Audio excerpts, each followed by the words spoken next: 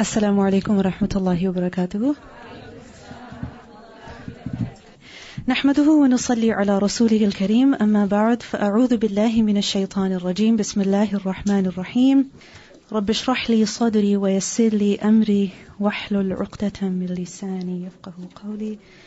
اللهم اهد قلبي وسدد لساني واسلل سخيمة قلبي. So what month are we in right now? The month of Muharram. What Hijri year is it? 1437, mashallah. Good. So Muharram, 1437. The month of Muharram is the first month of the Islamic calendar, of the Islamic year, of the lunar year. And the month of Muharram is a sacred month also. In the Quran, in a year. It was so ordained by Allah on the day when He created the heavens and the earth. Of them, 4 are sacred. So these 12 months are basically the natural months, right? This is how Allah subhanahu wa ta'ala has created the earth. This is how Allah subhanahu wa ta'ala has created the place that we live in. That there are 12 months. And 4 of those months are sacred. That is the right religion. Allah says, فَلَا تَظْلِمُوا فِيهِنَّ أَنفُسَكُمْ. So do not wrong yourselves in these months. Meaning in these sacred months, in particular, you should refrain from dhulm. You should refrain from injustice, from oppression. That which is committed against yourself. And anfusakum, remember it's individually on oneself, but as believers, as Muslims, we are like one body. So anfusakum also means each other. Yourselves meaning your own people.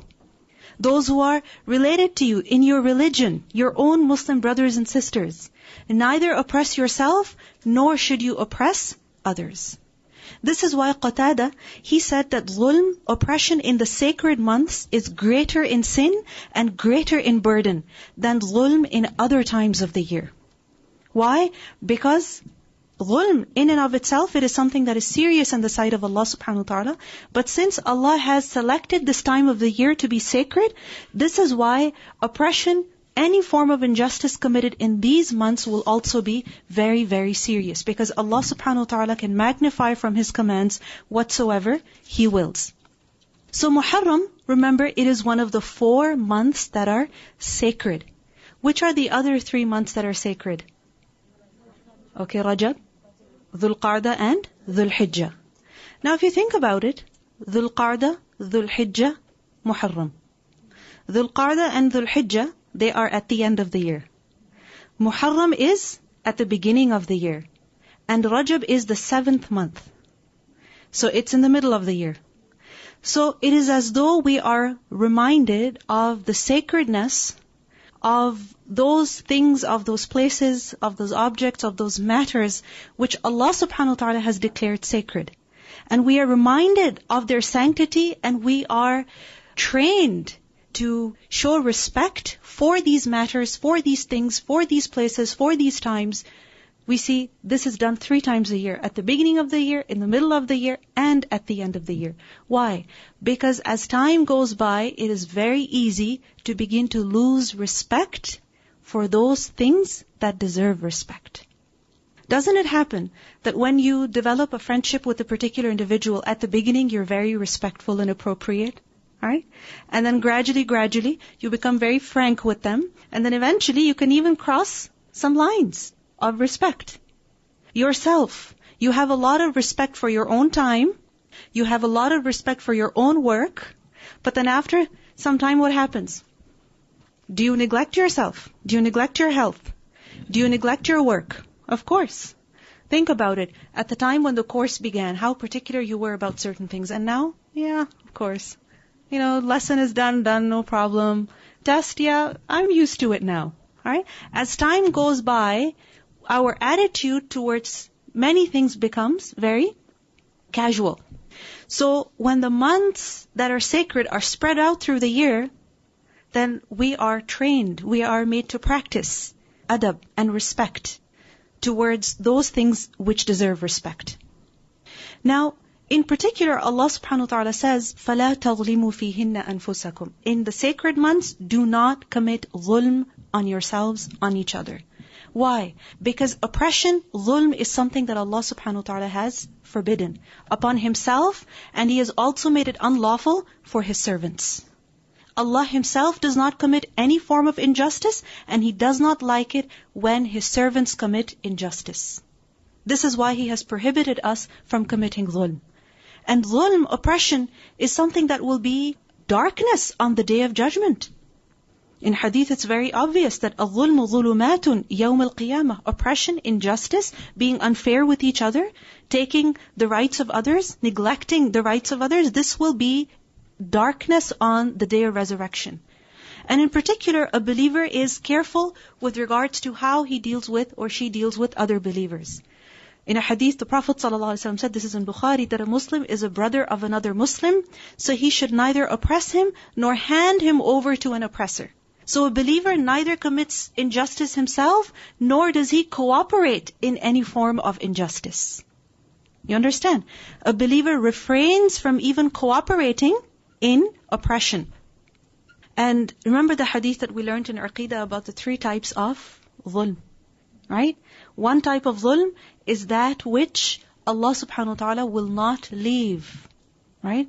And the words of the hadith are, لا يترك. It shall not be left, meaning it shall not be ignored. And what kind of oppression is that? That which is between people.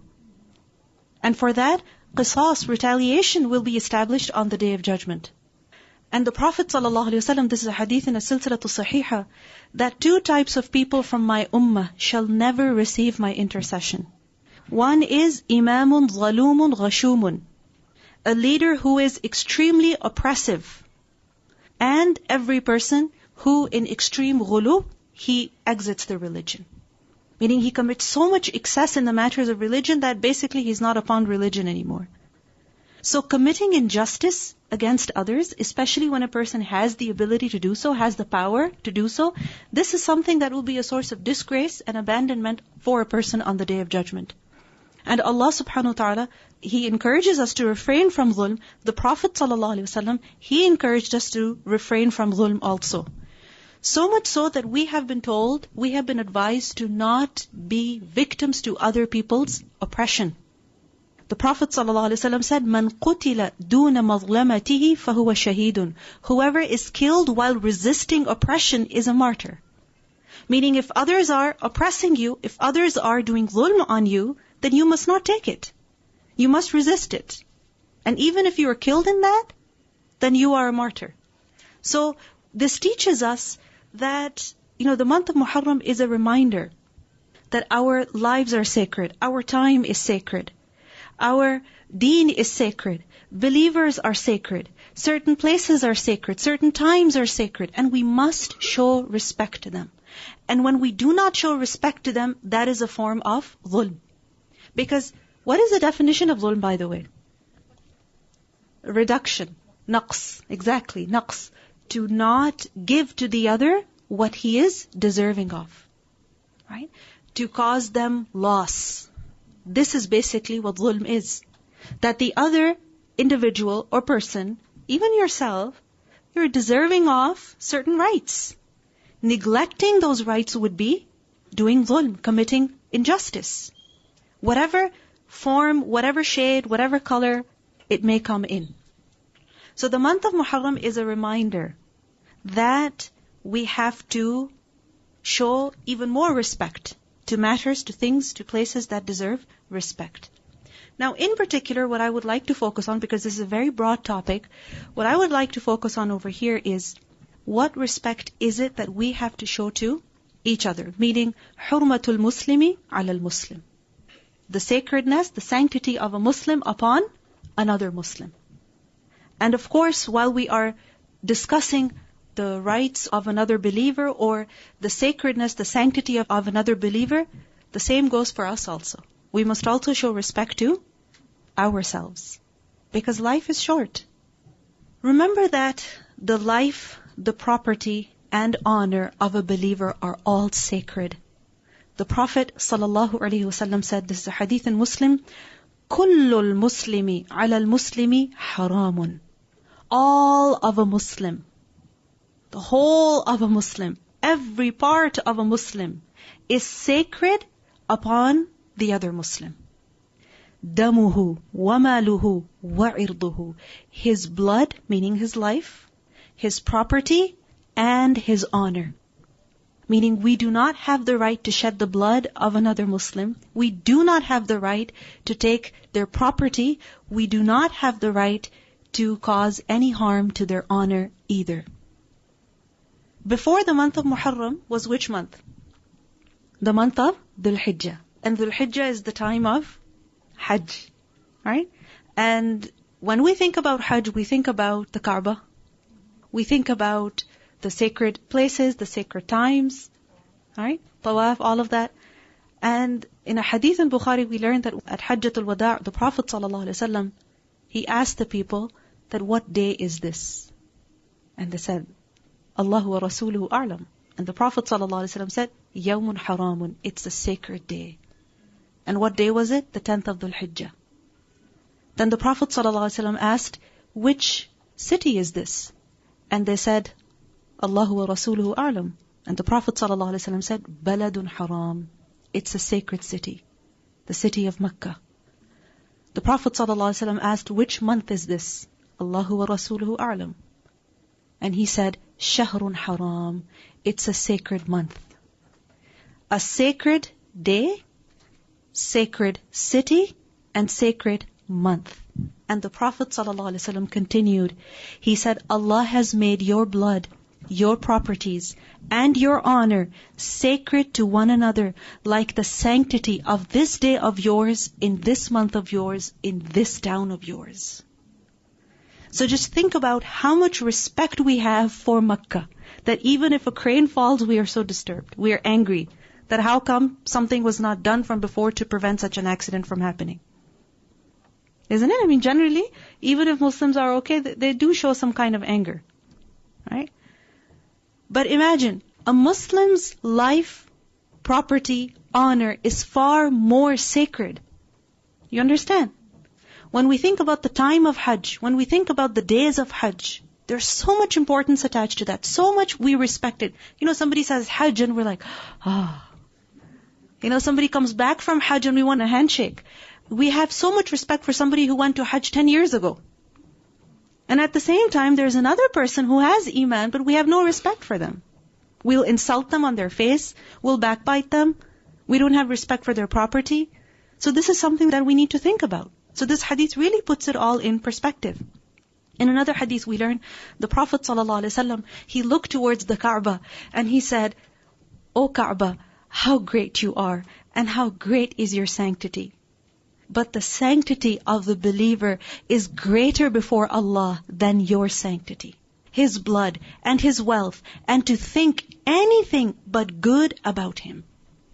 When it comes to the Kaaba, yes, it has some respect, right? But when it comes to the believer, there is much more that Allah subhanahu wa ta'ala has made sacred about a believer. Even from this hadith, what do we learn? That we cannot even think bad about another believer. We're not allowed to have su'ul dhann about another believer. We should always think positively about other believers. And when a person violates the sanctities that Allah subhanahu wa ta'ala has prescribed, then this is something that makes Allah angry. The Prophet ﷺ said, Inna Allah yagharu. Allah has ghira. What is ghira? We discussed this earlier. Protective jealousy. To get upset when things that matter to you are not shown respect. Right? Allah has protective jealousy. And Allah's protective jealousy is provoked when a believer does something which Allah has prohibited. When a believer does something that Allah has prohibited, this is something that causes Allah subhanahu wa ta'ala to become angry. Now, from the hadith that we have discussed over here, what we see is that the believer's life is sacred. Right? His blood is sacred. And of course, the Quran and Sunnah, they emphasize this point very clearly. There's so many verses in the Quran, there's so many ahadith that we learn about that teach us that we must have respect for the life of other people. Because the one who does not show respect to the life of another individual, then such a person is hated near Allah.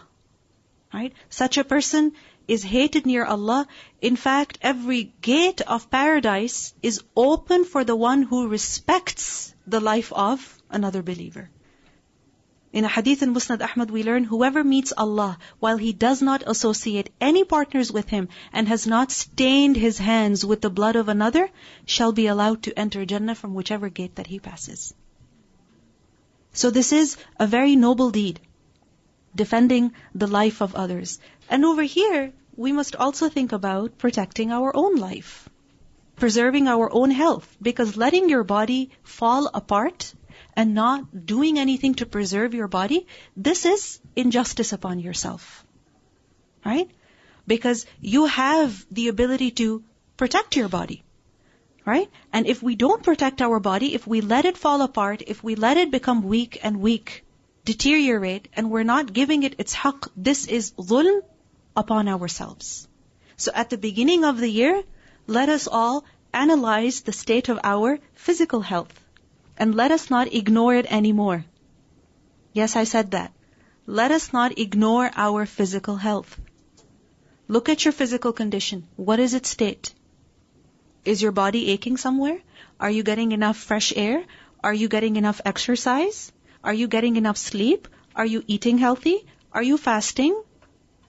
And if there is some kind of imbalance, then this is dhulm upon yourself. Because if we do not take care of our body, we are doing dhulm to it. We are not giving it its haqq. I don't mean that we should worship our bodies, right? To the extent that for every little thing we are spending so much time and we are, fussing over every little thing, but pay a little bit of attention at least to your physical well-being. Because if our body is not in a good state, then can we perform well? Think about it. Can you perform well? If you haven't slept enough, and by enough I don't mean 10 hours, I mean at least 5 to 6 hours. If you haven't slept that much, can you be attentive in class? Can you write your test properly? Can you review your lesson? Or will you be falling asleep after every ayah? And your teacher is telling you to wake up. Continue reading, continue reciting, I'm still listening. And then it's possible that because we haven't eaten well, we haven't been taking care of our body, we're reading, we're reciting and reciting and reciting, but nothing is going in our head. Right? Because when the body is slow, the brain is also slow. Isn't it?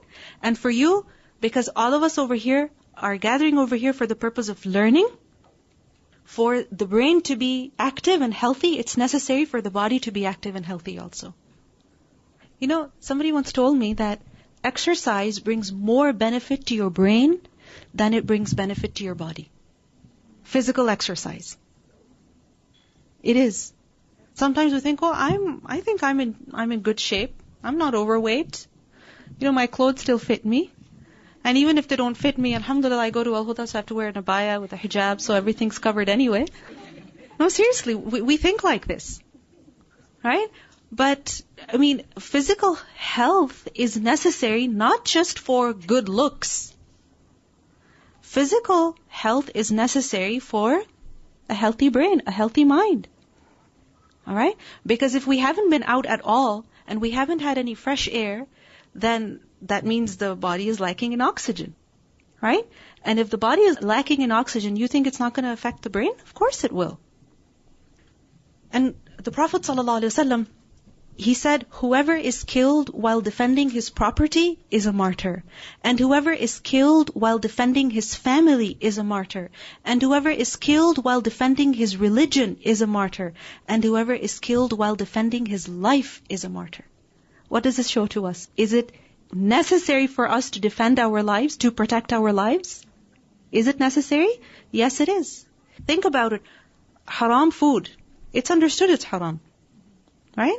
But what does Allah subhanahu wa ta'ala tell us in the Quran? فَمَنِ اضْطُرَّ غَيْرَ بَاغٍ وَلَا عَادٍ فَلَا إِثْمَ عَلَيْهِ.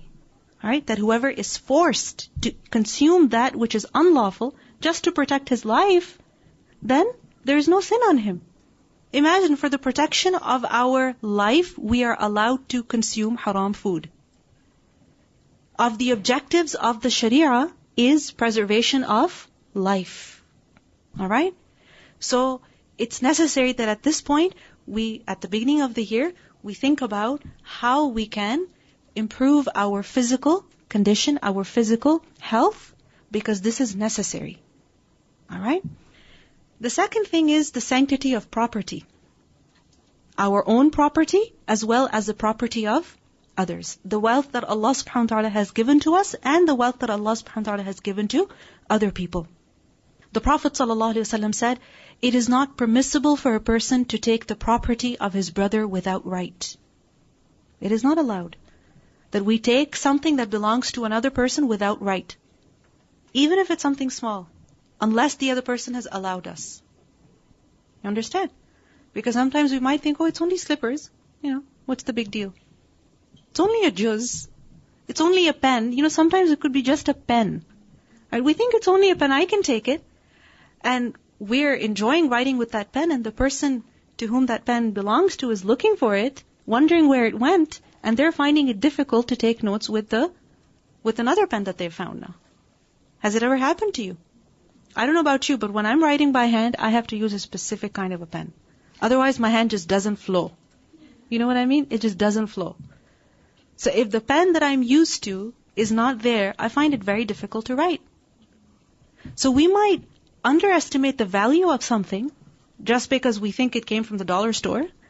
But the fact that it belongs to somebody else is enough reason for us to respect and not take it without any right.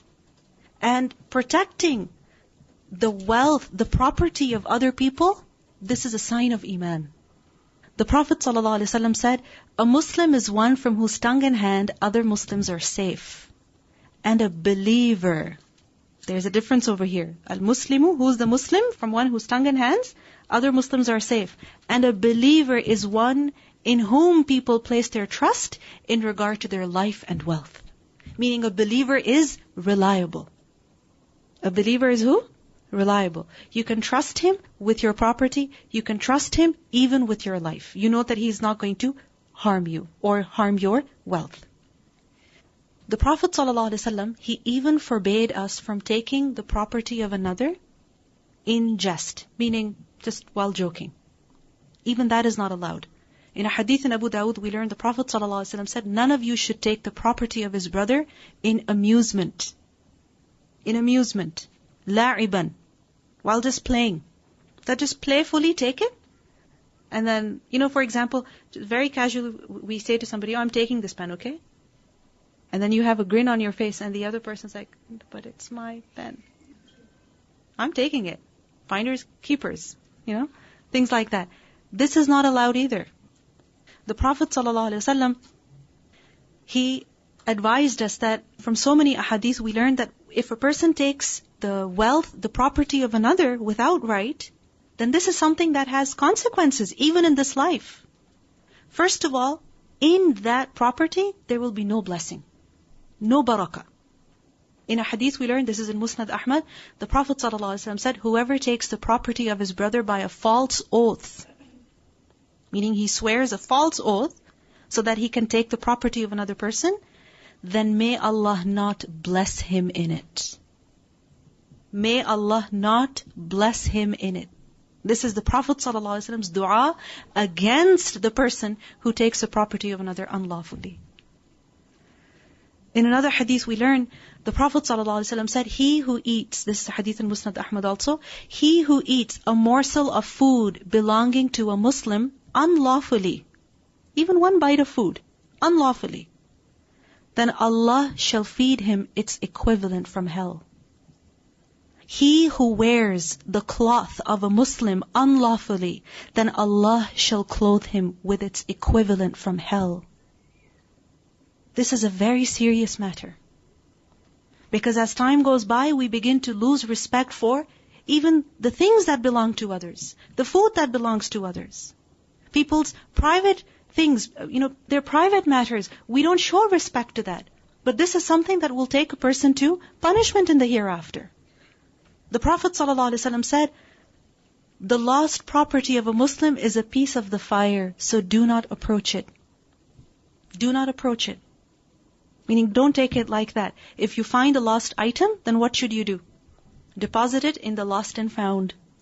Don't say, oh, nice box, nice lunch box, nice water bottle. Somebody just left it in the cafeteria. I know how much it's for. Let me just take it for free. No, we cannot take it for free. Deposit it in the lost and found, and then they do whatever they have to with it. We are no ones to take it without any right. In another hadith we learn, the Prophet ﷺ said, the one who consumes the wealth of a Muslim through false oaths should prepare his abode in the fire. And in the hadith that I mentioned to you earlier, we learned about the importance of defending one's property. Right? Where it's necessary that we defend our life, we must also defend our property. Because if a person is killed in this cause, basically he is killed while he is defending his property, then he would also be a martyr. So how is it that we should defend our property? You see, there's different types of things that Allah subhanahu wa ta'ala has given us. Right? One is, physical, tangible rizq. Okay? And another type is that which is ma'nawi or intangible. Right? We can't touch it, but it's also a blessing. It's also something that we have been given in a limited amount for a short period of time. And what is that? Give me examples of such blessings that Allah subhanahu wa ta'ala has given us. Intellect and time. Time is also a huge blessing that Allah subhanahu wa ta'ala has given to us. And if we don't show respect to our own time, then we cannot expect from other people to show respect to our time. If we don't value our time, then we cannot expect others to value our time. If we don't take advantage of our time, if we don't use it properly, then what will happen? Other people will also force us in situations where our time will be wasted. Right? So how is it that we should take advantage of the time that Allah subhanahu wa ta'ala has given us? Okay, making a schedule for yourself. Having some kind of a routine. Because when you have a routine, a schedule, then what happens is that performing those same actions takes less mental strain, you could say. Right? When you have your routine, your things organized, then what happens is that you don't waste too much time in figuring things out. Right? Like for example, if it is your routine daily, that I wake up in the morning, right? I do my salah, I do my adhkar, because if I don't do them, then what will happen? My whole day will lack barakah. And this is true. If we do not take time out for ibadah of Allah, for adhkar, especially in the morning, then what will happen? The whole day will be a mess. It's as if we are just chasing our own tail all day long. Literally. Having nothing accomplished at the end of the day and only feeling exhausted. So your morning adhkar are essential. Okay? But why is it that we neglect the morning adhkar? We think that spending those 5 minutes in adhkar is a waste of time. Seriously. We do think that it's wasting time, which is why we don't want to invest even 5 minutes for dhikr. We think in those 5 minutes, we can get a whole lot of other things done. Whereas what is it that we end up doing? Just reading WhatsApp, maybe? Right? Seeing whatever has happened in the last 6 hours while we were sleeping? That's completely irrelevant to us? Seriously, after salah, what is it that our hand reaches out for? Tell me. Phone. Generally, we pick up the phone to do our adhkar. Right? So that we can open up the Iyaka Nastareen app or Dua Kijiye app or something like that, right? But then before we reach the app, something else distracts us. So, time has been wasted over there. It's been wasted over there. Valuable, precious time, precious blessing that Allah subhanahu wa ta'ala has given us. We don't have time after Fajr prayer? Yeah, as long as the time has entered. Because it's supposed to be adhkarul sabah, not adhkarul layl. Before Fajr is layl. It's the last third of the night. Okay? So once the time of Fajr has entered, then from then until sunrise, any time. Okay? So you could do it even while making your bed. By now, alhamdulillah, you should have a habit of, reciting your adhkar. Seriously. Seriously, you could do that. But if it's something that distracts you, then make a point of sitting down at least for a month or 2 months every single day so that you get into that habit. Okay? How else is it that we can value our time? What is time? Okay, something you can never reverse. What is time? Think about it. Life, right? It is life. Because what portion of time is it that we have been given? The life that we're living. We haven't been given time before we were born, and we shall not be given time after we die, right? So time is basically our life. And our life is basically what we do, isn't it? It is what we do. Because if an hour is spent just lying down and staring at the ceiling and thinking about randomness, is that really life? You know, this is why it is said that wasting time is worse than death. Wasting time is worse than being dead. Because being dead, that only cuts you off from this world. But wasting your time could actually cut you off, distance you from who? From your Lord, from Allah Azza wa Jal. And that is worse than being dead. Now, there are many things that we have to do. Like, for example, you have to look after your family. You have to look after yourself. You have to do your job. You have to, do your studies. You have to help other people out. But there's only so much time that you have, that you can fill with different things that you could possibly do. Correct? Can you do everything? If you're here right now, can you also be somewhere else? If you're taking notes right now, can you also be eating at the same time? No. Because if you try to do that, what's going to happen?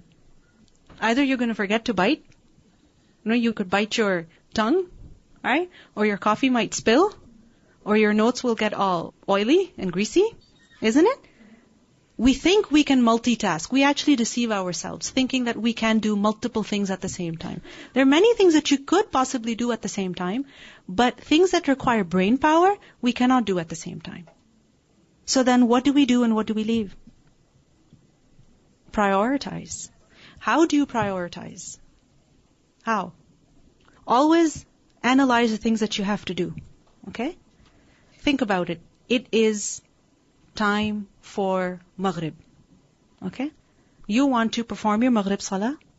You also want to review your lesson. You also want to do some recitation of the Quran. 1 page, 2 pages. You also want to talk to your friend. And you also want to answer all the messages that have flooded your phone. Okay? So these are 5 things that you have to do when the adhan for Maghrib goes. Now, what do you do and what do you leave? You have to prioritize. Start with what? Fard. Start with fard. What is fard at that time? Salatul Maghrib. Now in our life also, what is fard on us? The obligations that are on us, given the relationships that we are in, or the commitments that we have made. So for example, if you're studying, this is a commitment. You understand? So should you be checking your phone, or should you be doing your lesson next? What should you do? Lesson. Alright? So this way, prioritize. What is most important, then what is most important, then what is most important. And eventually what will happen is that things that are unnecessary, really, they will get out of your life.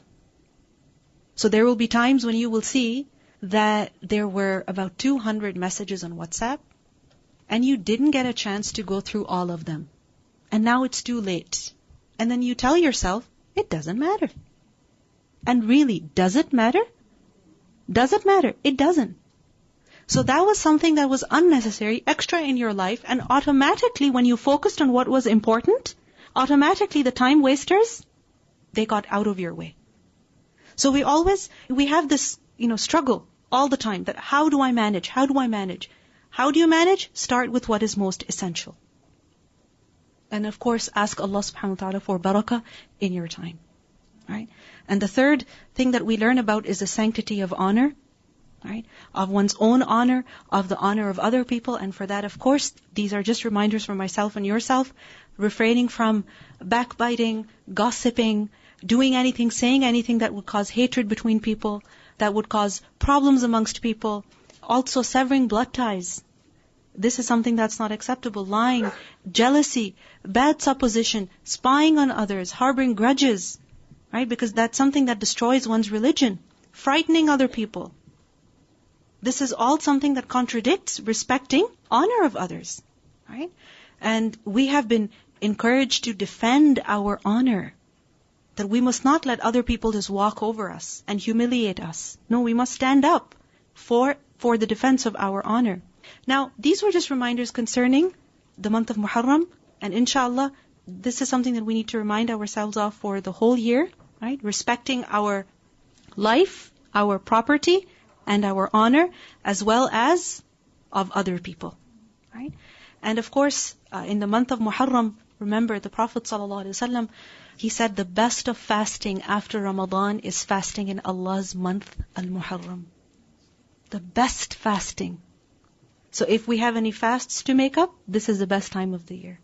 Even if you think about it, the days are short, right? So really it's best time to fast in the Kauni sense and in the Shari'i sense, right? And in particular, which day? Ashura. Ibn Abbas radhiallahu anhu said, I never saw the Messenger of Allah sallallahu alaihi wasallam so keen to fast any day and give it priority over any other day than this day, the day of Ashura, the 10th of Muharram. And what is the importance of this day? When the Prophet sallallahu alaihi wasallam came to Medina, he saw the Yahud fasting, right? And he asked about it, and he was told that this is the day when Allah subhanahu wa ta'ala saved the Bani Israel from Fir'aun. And he said that we have more right to do that. But to be different from them in action, the Prophet ﷺ said that next year he would fast 2 days instead of 1. So it is better, mustahab, to fast either the 9th and 10th or the 10th and 11th. So whichever day. So basically the 10th should be joined with either the day before or the day after. It is mustahab, but it is not mandatory. Alright? Meaning if a person is not able to fast on the 9th or the 11th, then he must not think that their fasting of Ashura was invalid. No, it was still valid. And remember that even the Sahabiyat, we learn about the Sahabiyat, that how they would make their children fast on Ashura also. This is in Bukhari, that Rubayya bint Mu'awwidh, she said that we observed fasting on the day of Ashura, and we made our children observe it also. And we distracted them with toys made out of wool. And when anyone felt hungry and wept for food, we gave them these toys till it was time to break the fast. This is in Bukhari. So there should be a special emphasis. I'm not saying keep your children hungry, and when something happens and you blame me for it. This is just an encouragement that if those children who are of age may be encouraged. And especially elders who have that capacity, who have the strength, should be encouraged. Right? Because this is the best time of the year to fast. May Allah subhanahu wa ta'ala enable us to take advantage of this time in this sacred month, as well as throughout the year, so that at the end of our lives we have something that we have accomplished, we have produced, and not that life has just passed in front of us while we have been figuring things out and just making mistakes and basically losing our life. May Allah subhanahu wa ta'ala protect us from that. Subhanakallahumma wa bihamdik, ashhadu an la ilaha illa anta, astaghfiruka wa atubu ilayk. Assalamu alaikum wa rahmatullahi wa barakatuh.